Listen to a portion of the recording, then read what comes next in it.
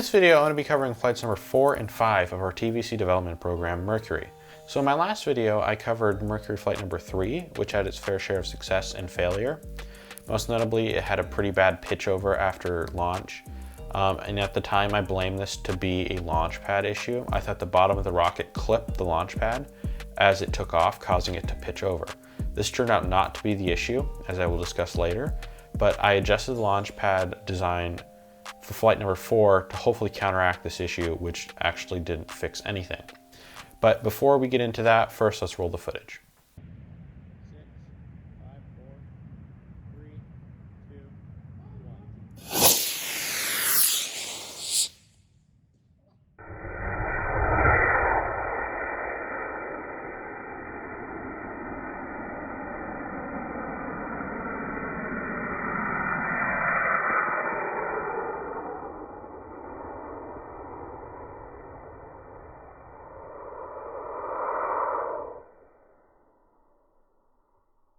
Three, two, one.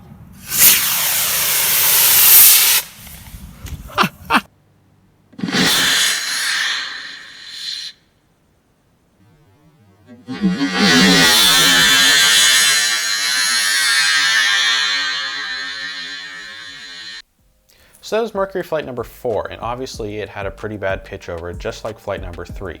And this is, of course, because I didn't address the problem. I addressed an issue that wasn't actually there. So I'll go into the specifics to why it still pitched over, but I went ahead and loaded another motor into the rocket because the rocket was in fine condition after landing. And I aimed for flight 5, hoping that maybe I would get a better result. Which was not a good idea. I should have stopped and looked at what could have gone wrong. But this is flight number 5. 3, 2, 1. That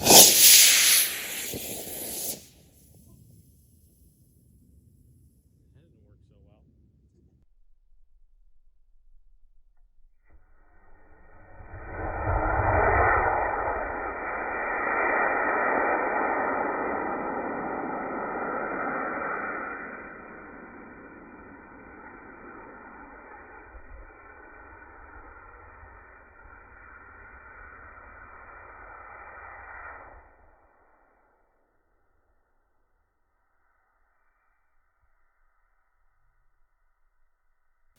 So that was flight number 5, which ended in a complete disaster. The main issue causing this was the rocket called burnout way too early. So essentially the rocket can call burnout whenever it detects a deceleration event. When the motor burns out, the vehicle's obviously going to slow down, which then can be measured with the accelerometers on board with the flight computer. And with some coding, very simple coding, it could just call burnout as soon as it detects that. The issue with this is I had no gap or buffer between detecting launch and detecting burnout. So if the vehicle immediately decelerated as soon as it detected launch, it would flip through those two settings immediately. And that's exactly what happened here. As soon as it detected burnout or launch, it detected burnout, which could have been caused from a various of factors which decelerated the vehicle. So the rocket's TVC, which I have coded to immediately go to 90-90, which puts the TVC gimbal perpendicular to the rocket.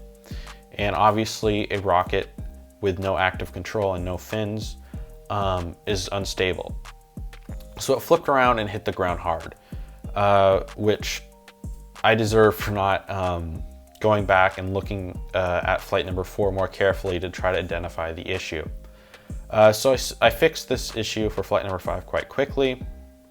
I added a timer in between the two modes, detecting launch and detecting burnout. Essentially, the rocket will not call burnout within 1.5 seconds from launch. And this prevents the rocket from detecting burnout when the motor's still going. I adjust this variable depending on the motor. So if I were to have a longer burning motor, I would adjust the 1.5 seconds. And that means the rocket will not detect burnout when the motor is firing, because by looking at the provided thrust charts from these motors. So that's flight 5, and that's what fixed it. and that was a pretty simple fix, and this issue hopefully would not persist in future flights. So let's go back to Flight 4 and identify what the issue was for this flight. So flight number 3 and flight number 4 both had a similar issue. The rocket pitched over as soon as it lifted off. And what I didn't realize until later, until past flight 6, was that the rockets actually pitched in the same direction both times. And this is because the mounting position of the accelerometer, or gyroscopes I should say, on the rocket.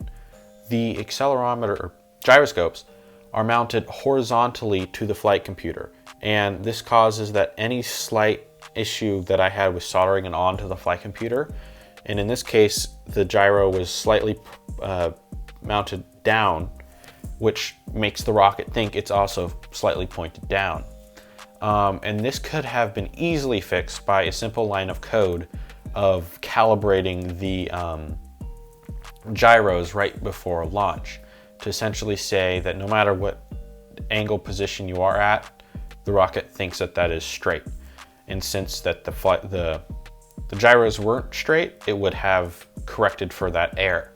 But I didn't do this. I'm not sure why. I must have just forgotten, because when I looked over my code, I immediately recognized that after flight number 6. I was like, why didn't I do this? This is stupid. But anyways, there is another issue that could have caused this and is most likely to cause this. The flight computer, and I will show it here. And as you can see, here is the gyro, and it is mounted horizontally to the board, which is a bad idea. And not only because of that correction issue, which can be fixed, but because under acceleration load, it will bend and flop.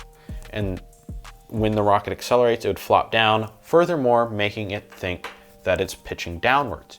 And if this were so, the rocket pitched in the exact direction that this would have occurred. The rocket pitched forward where the flight computer's front was, meaning that this is the exact angle which would have happened if the MPU, the gyro, pitched down during acceleration and there was a slight offset with me soldering it on. So that's the main cause. Unfortunately, I don't catch this until after flight 6, which would cause some issues, but thankfully I caught this in flight 7, but those all deserve their own videos. So that's just a quick video of our Mercury flights 4 and 5, both with, again, debatable success, especially flight 5, which was a failure completely. But that's all about this program, trying to learn to develop TVC and fixing the problems we learn along the way. Thank you for watching.